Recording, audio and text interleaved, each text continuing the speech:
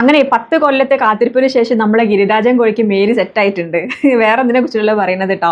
The pet detective എന്ന് പറഞ്ഞിട്ടുള്ള ഷറഫുദ്ദീൻ നായകനായിട്ടുള്ള അനുപമ പരമേശ്വരൻ നായികയായിട്ടുള്ള സിനിമയെ കുറിച്ചിട്ടാണ് പറയുന്നത്. അടിപൊളി സിനിമയാണ്, ഒരു രക്ഷയില്ലാത്ത സിനിമയാണ്. ഫസ്റ്റ് ഹാഫ് തീർന്നു പോകുന്നത് നമ്മൾ അറിയില്ല, അത്രക്കും ഭയങ്കര എൻജോയ് ചെയ്ത് കാണാൻ പറ്റുന്ന ഒരു 2 മണിക്കൂർ സിനിമ.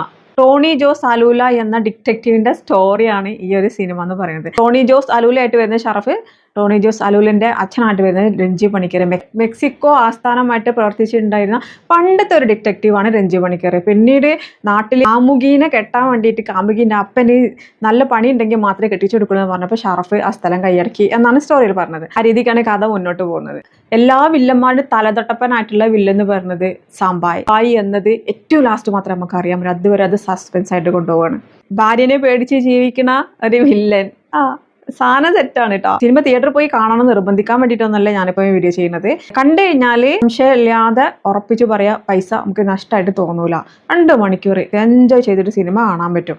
ഷറഫിന്റെ സിനിമ എന്ന് പറഞ്ഞാൽ ഒരു മിനിമം ഗ്യാരണ്ടി നമ്മൾക്കുണ്ട്. പഴയകാല ദിലീപ് ചിത്രങ്ങൾ, അതുപോലെ ബേസിലിന്റെ സിനിമ എന്നൊക്കെ പറയുന്നത് പോലെ തന്നെ ഒരു മിനിമം ക്വാളിറ്റി ഉള്ള സിനിമയാണ് ഷറഫിന്റെ സിനിമ. ഞാനിപ്പോൾ ഈ സിനിമയിലേക്ക് എത്തിപ്പെടാനുള്ള കാരണം എന്ന് പറയുന്നത് ജസ്റ്റ് രാവിലെ ഫേസ്ബുക്ക് തന്നെ സ്ക്രോൾ ചെയ്യുന്ന സമയത്താണ് ഷറഫിന്റെ ഒരു ഫേസ്ബുക്ക് പോസ്റ്റ് കാണുന്നത്. ഇത് നേരമായിട്ടില്ല, ഇപ്പോഴാണ് ഈ ഫോട്ടോയുടെ നേരമായതെന്ന് തോന്നുന്നു, അങ്ങനത്തെ പറഞ്ഞുകൊണ്ടൊരു ഫേസ്ബുക്ക് പോസ്റ്റ്. അപ്പോഴാണ് സിനിമയെ കുറിച്ചാണ് എല്ലാവരും പോയി തിയേറ്ററിൽ പോയി കാണണമെന്ന് മൂപ്പരെ റിക്വസ്റ്റ് ചെയ്യുന്നുണ്ട്. അങ്ങനെ റിക്വസ്റ്റ് ചെയ്യുന്ന സമയത്ത് പിന്നെ നമ്മൾ പോയി കാണാതിരിക്കാൻ പാടില്ലല്ലോ, മോശമല്ലേ മനുഷ്യരിങ്ങനെ പറയുന്ന സമയത്ത്. അങ്ങനെ സിനിമ പോയിട്ട് കണ്ടപ്പം എനിക്ക് ഭയങ്കരമായിട്ട് ഇഷ്ടം. പഴയ നമ്മുടെ ദിലീപ് സിനിമകൾ ഉണ്ടായിരുന്നല്ലോ, കോമഡി ബേസ്ഡ് ആയിട്ടുള്ള ആ ഒരു ലെവൽ. കാലത്തിനനുസരിച്ചുള്ള മാറ്റങ്ങൾ ഉണ്ടായിരിക്കും, പക്ഷെ ഭയങ്കര എന്റർടൈനിങ് ആണ് കേട്ടോ.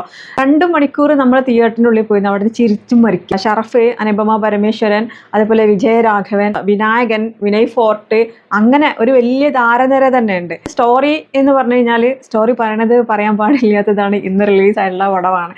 പക്ഷെ ഞാൻ തിയേറ്ററിൽ പോയ ടൈമിൽ തിയേറ്ററിൽ അധികം ആൾക്കാരില്ല, വളരെ കുറച്ച് ആൾക്കാരേ ഉള്ളൂ. അങ്ങനെ കുറച്ച് ആളുകളെ കൊണ്ട് ഓടേണ്ട ഒരു പടമല്ല ഇത്. വില്ലന്മാരുടെ ഘോഷയാത്രയാണ് സിനിമയിൽ. പട്ടിയെ കാണാതാവുന്നു, കുട്ടിയെ കാണാതാവുന്നു, മീരിനെ കാണാതാവുന്നു, വേറെ ലെവല്. സെക്കൻഡ് ഹാഫിന്റെ ഹാഫ് ആവുന്ന സമയത്ത് സിനിമ വേറെ ലെവലിലേക്ക് കയറിപ്പോകും. രഞ്ജി പണിക്കറിന്റെ ഡയലോഗ് ഡെലിവറി ഇന്റെ പൊന്നെ. പഴയ മമ്മൂക്ക സിനിമ, സുരേഷ് ഗോപിന്റെ ഒക്കെ സിനിമയിലെ ആ ഒരു ഇതുണ്ടല്ലോ, ആ പവർ, അതന്നാണ് ഈ സിനിമയിലെ മൂപ്പരുടെ ഡയലോഗ് ഡെലിവറിയിൽ വരുന്ന ആ ഒരു പവർ എന്ന് പറഞ്ഞത്. ആരെക്കൊണ്ടും സാധിക്കൂല കേട്ടോ മതിരി പവറിലൊക്കെ സംസാരിക്കാൻ വേണ്ടിയിട്ട്. സിനിമ മുഴുവനായിട്ട് കണ്ടു കഴിഞ്ഞ സമയത്ത് എനിക്ക് വളരെ മൈന്യൂട്ട്, വളരെ ചെറിയ തോതിൽ കണ്ടില്ല ഒരേ ഒരു പോരായ്മ എന്ന് പറയുന്നത് മെയിൻ വില്ലൻ ആയിട്ടുള്ള സാമ്പായി സിനിമേന്റെ അവസാനം എത്തിയപ്പോഴത്തേക്ക് ഒന്നുമല്ലാതെ അങ്ങ് മാറിപ്പോയി. അവിടെ ഒരു റോളേ ഇല്ലാണ്ടായിപ്പോയി. ആ ഒരു കുഞ്ഞൊരു പോരായ്മ ആയിട്ട് തോന്നി.